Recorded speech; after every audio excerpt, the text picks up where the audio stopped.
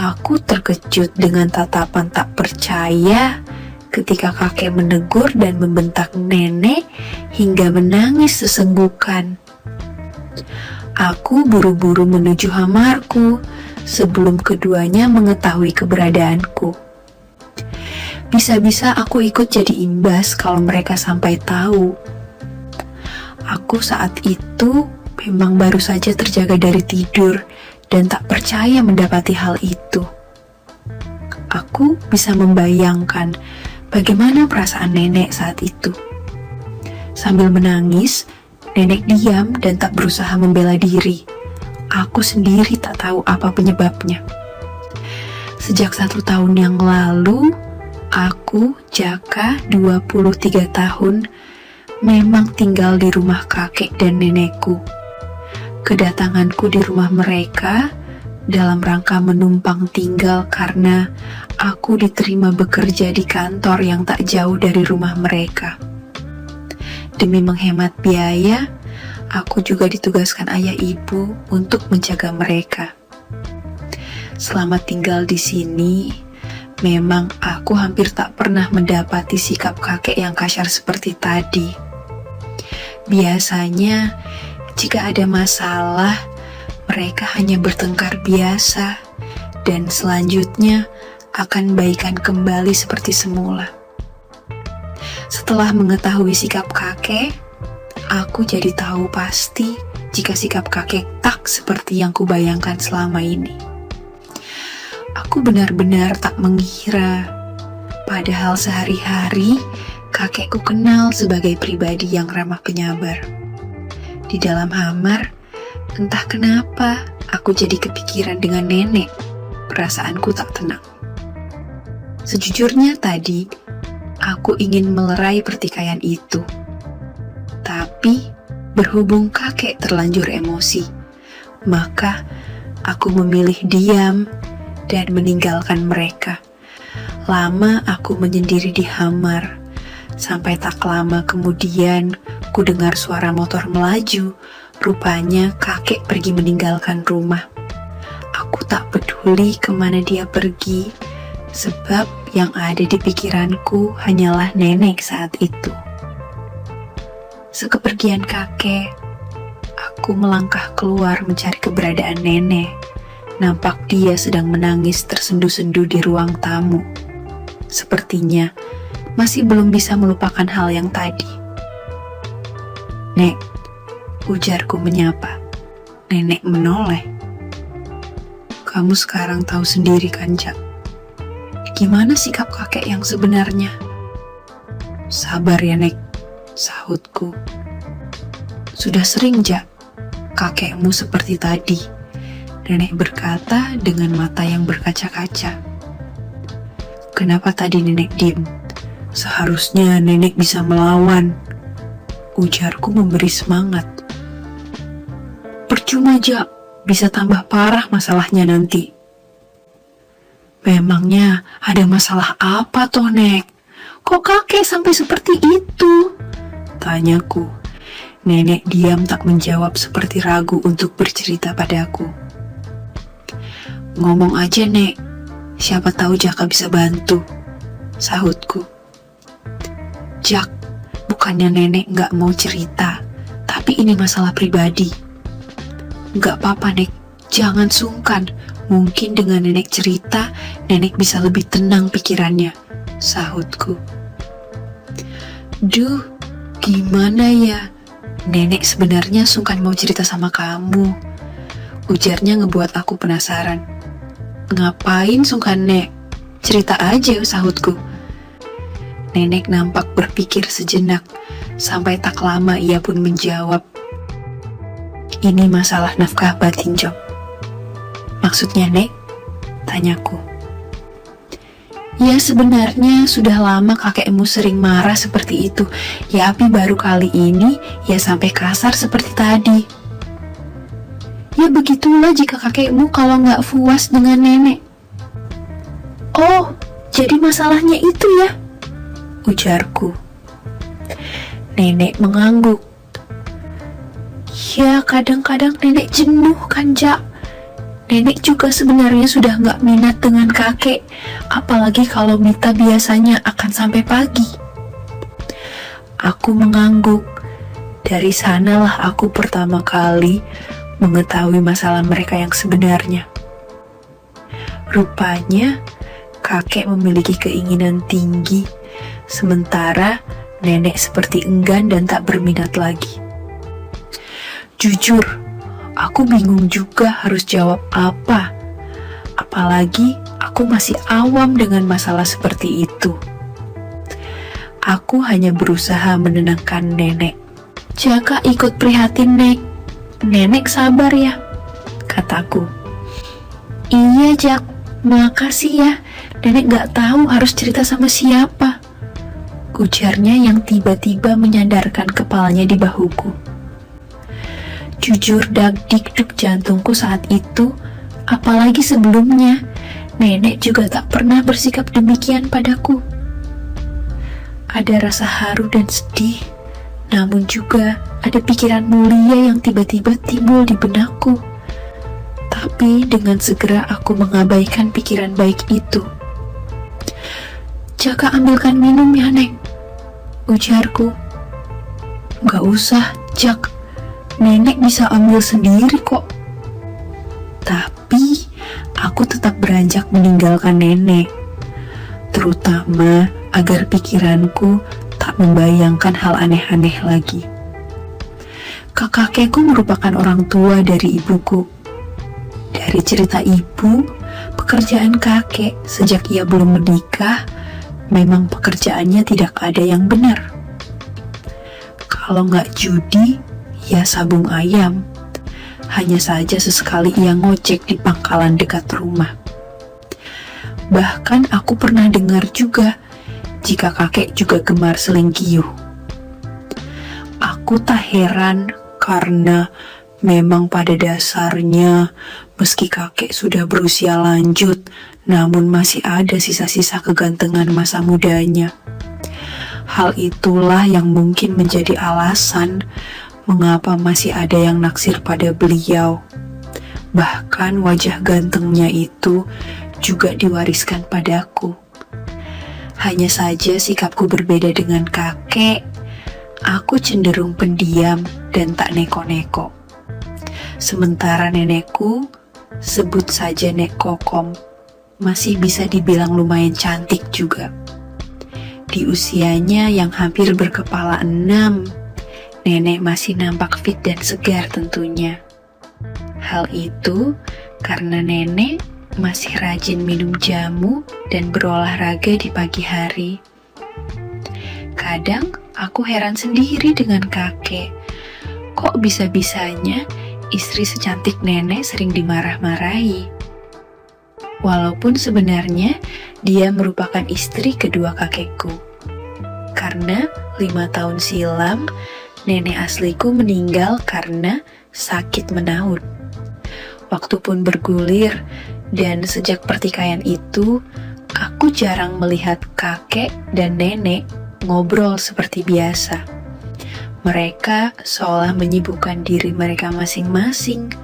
Bahkan tak jarang aku mendapati kakek kalau malam istirahat di ruang tamu. Mungkin saja dia mulai menyadari kesalahan yang kemarin itu. Hanya saja, sejak itu pula sikap nenek menjadi berneda terhadapku.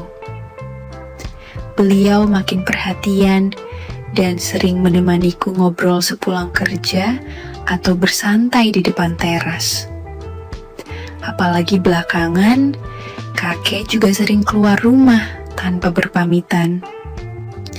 Sampai seminggu berikutnya, ada satu hal tak terduga yang akhirnya kualami juga. Sama seperti peristiwa sebelumnya. Pagi hari, saat aku baru terjaga suara ribut terdengar dari ruang tamu. Kakek dan nenek bertengkar lagi. Namun bedanya saat itu kakek justru menampar nenekku. Tentu saja aku yang mengetahui hal itu segera melerai mereka. Gak perlu ikut campur kamu, Cak. Ini urusan kakek, ujar kakek sementara nenek menangis di kursi. Bukan seperti itu jadi suami, kek. Nenek juga punya perasaan. Tolong hargai dia, ujarku dengan nada tinggi.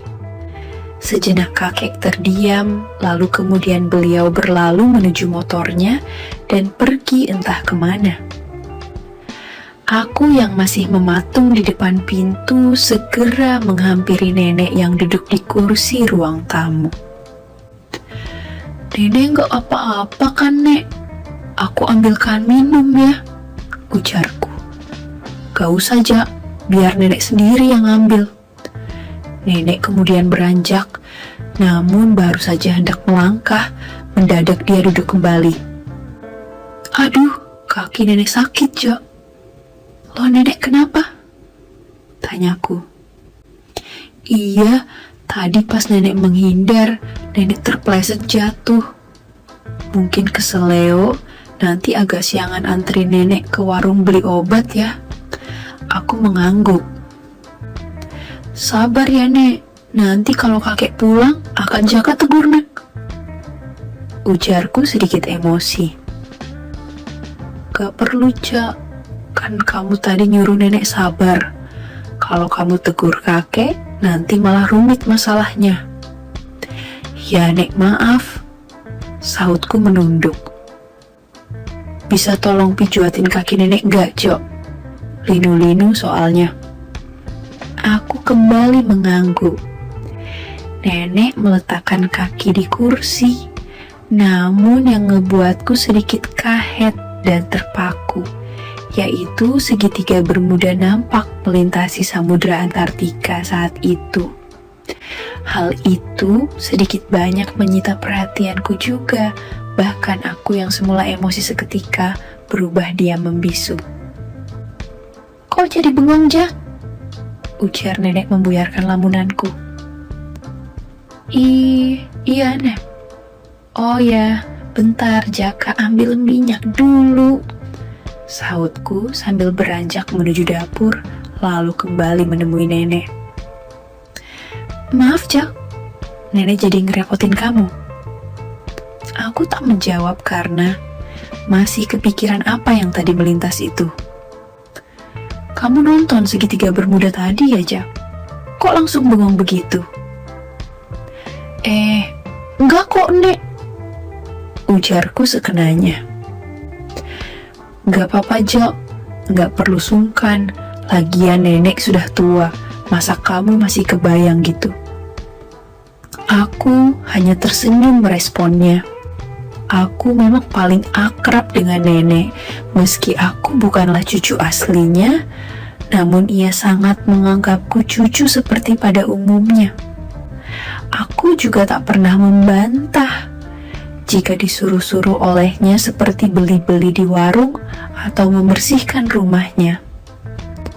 Jadi, nenek mau dibelikan obat apa? Sekarang Jaka berangkat ke apotik. Ujarku yang berpikir lebih baik cepat pergi dari sana. Biar nenek ikut saja, Jak, ya. Jangan, Nek. Nenek masih belum pulih gitu loh. Nanti kalau ada apa-apa di jalan gimana? Tanyaku yang khawatir. Nenek sudah mendingan kok, Jak. Lagian, kalau di rumah, takut kakekmu pulang malah kayak tadi. Jika dipikir-pikir memang benar juga, kata nenek. Bisa saja kakek pulang dan bertindak seperti tadi. Ya sudah, Nek. Kalau gitu, sahutku. Iya, tapi tunggu dulu ya, Jak. Nenek mandui dulu. Aku mengangguk. Iya, Nek. Ayo, Jaka bantu. Aku kemudian membantu nenek beranjak mengambil handuk, lalu mengantar sampai depan pintu kamar mandui. Bisa kan, Nek? Tanyaku. Nenek mengangguk, sementara aku beranjak menuju garasi untuk menyiapkan motor mengantar nenek nanti. Namun, Baru beberapa langkah aku berjalan. Brak, terdengar suara orang terjatuh dan secara bersamaan nenek memanggilku. Jaka! Dengan segera aku berlari menemui nenek dengan panik. Bahkan saking paniknya aku langsung masuk tanpa mengetuk pintu.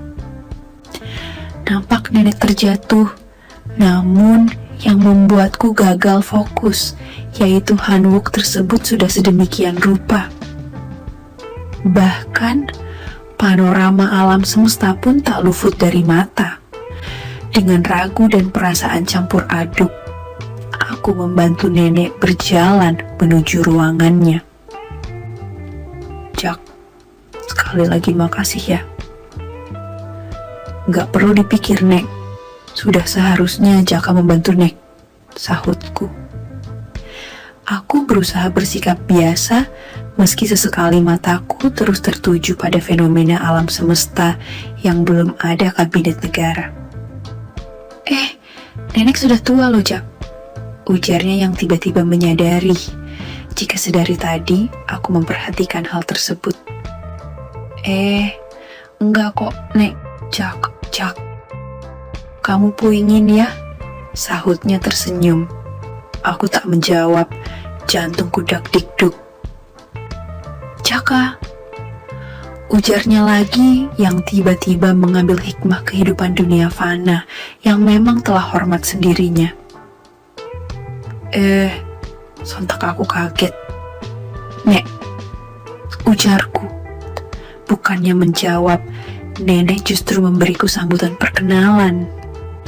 Entah suatu rezeki atau apa, akhirnya aku menyambut sambutan mulia dan ceria tersebut.